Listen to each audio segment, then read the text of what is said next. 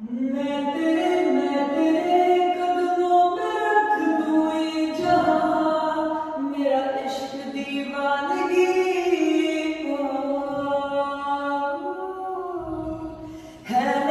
है नहीं आशिक कोई मुझसा तेरा, तू मेरे लिए बंदगी।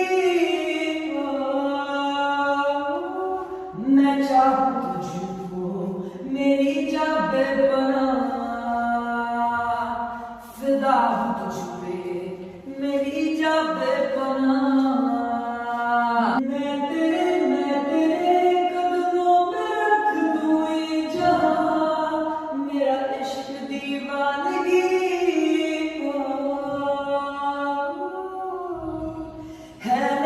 है नहीं आशिक कोई मुझसा तेरा, तू मेरे लिए बंदगी। आप गाना मेरा मैं चाहूं तुझको मेरी जान बेपनाह, फिदा हूं तुझ पे मेरी जान बेपनाह।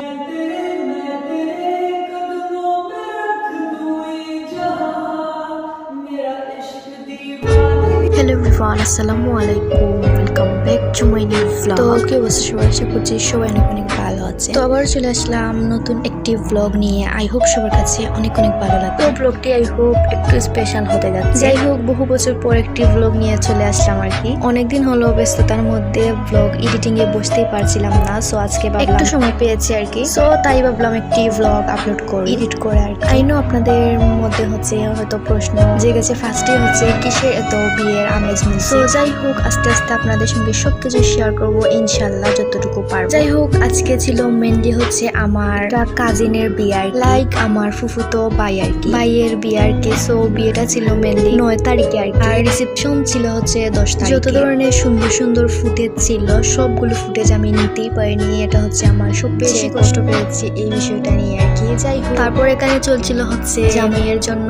টাকার মালা বানানোর পালা। সো এখানে হচ্ছে জামাইয়ের জন্য টাকার মালা বানানো হচ্ছিল। এখানে হচ্ছে এই মালাটা আমার দাদু গিফট করবেন আর কি, জামাইকে নাতি হিসেবে আর কি। আর এই যে হচ্ছে বাসার অবস্থা খুবই জঘন্য লেভেলের খারাপ ছিল, জাস্ট বেগ আর বেগই আর। যেহেতু প্রচুর মেহমান ছিলেন আর বিয়ে বাড়িতে এরকম স্বাভাবিক থাকবে, আর মেহমান সামলানো হচ্ছে খুব কঠিন একটা কাজ আমার কাছে মনে হয়। আর এত গরম ছিল যা বলার বাহিরে, সবার অবস্থা একদম খারাপ হয়ে যাচ্ছে। তো যাই হোক, ওই দিন আর কোনো কিছু ফুটেজ নেওয়া হয়নি। পরের দিন ঘুম থেকে উঠে হচ্ছে ব্রেকফাস্ট করে নিচ্ছিলাম। খুবই মজার একটা বিরিয়ানি রান্না করা হয়েছিল।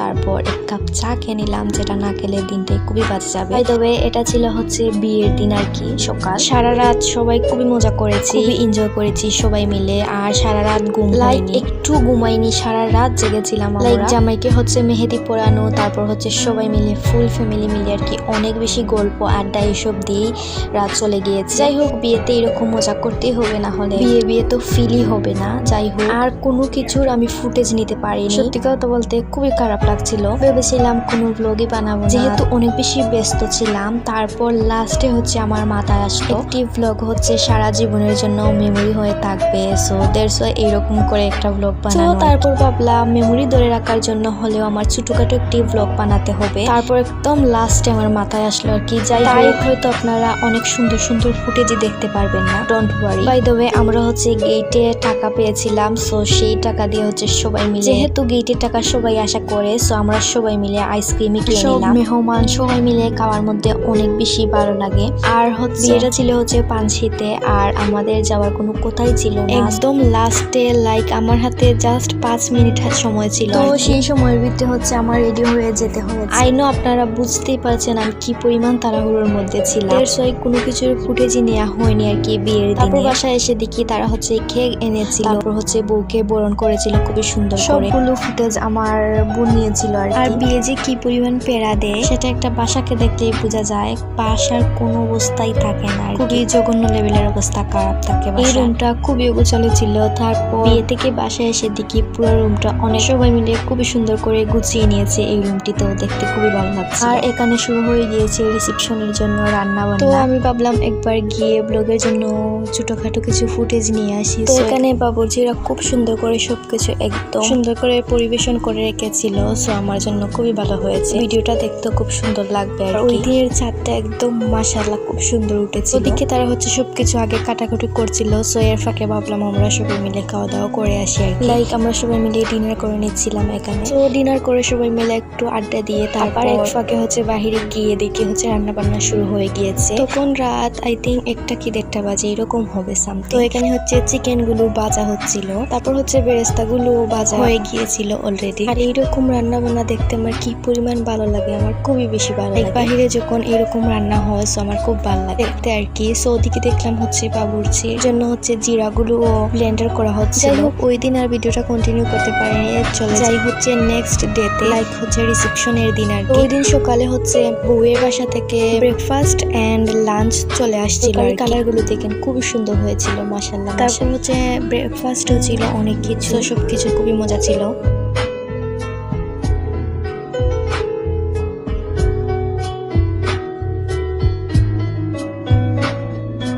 যাই হোক 10 তারিখে এত পরিমাণ গরম ছিল যা বলার বাহিরে। আমাদের মৌলভীবাজারে আর গরমের কারণে লাইক একদম গর্জিয়াস ড্রেসও পরিনি আমরা, তো নরমালি যে টপস গুলো ছিল সেগুলোই পরেছিলাম। ইচ্ছা ছিল পরার বাট গরমের কারণে পরা হয়নি আর কি। যাই হোক তারপর হালকা পাতলা রেডি হয়ে গেল, চলে আসা হচ্ছে আস্তে আস্তে শুরু হয়ে গেল রিসেপশনের মানুষ আসা। তো তাদেরকে হচ্ছে আমরা ঠান্ডা দিচ্ছিলাম আর কি এই গরমের মধ্যে সবাইকে।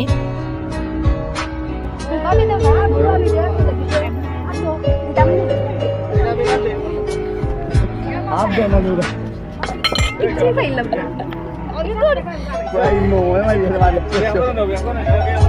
যাই হোক আপনারা যুদ্ধটা দেখতেই পারলেন। মেনলি বিয়ে বাড়িতে এইসব জিনিসই অনেক বেশি মজা। আমরা হচ্ছে সবাই মিলে খেতে বসে যাই, লাইক হচ্ছে ভাইয়া ভাবি সবাই মিলে আর কি। ওই দিন আমরা এত সকাল খেয়েছিলাম, লাইক তখন আই থিঙ্ক 12টা বাজে আর কি। হচ্ছে সবচেয়ে বেস্ট ছিল কজ আমাদের খাওয়া শেষ, দেন হচ্ছে কারেন্ট চলে যায়। সো এরপরে যারা খেয়েছে হচ্ছে তারা খেতেই পারে না গরমের কারণে। আমার মেনুতে ছিল হচ্ছে একটা ভাজি, তারপর চিকেন ছিল, গরুর মাংস ছিল, খাসির মাংস দিয়ে ডাল আর কি। তো খাবারটা আলহামদুলিল্লাহ ভালোই ছিল।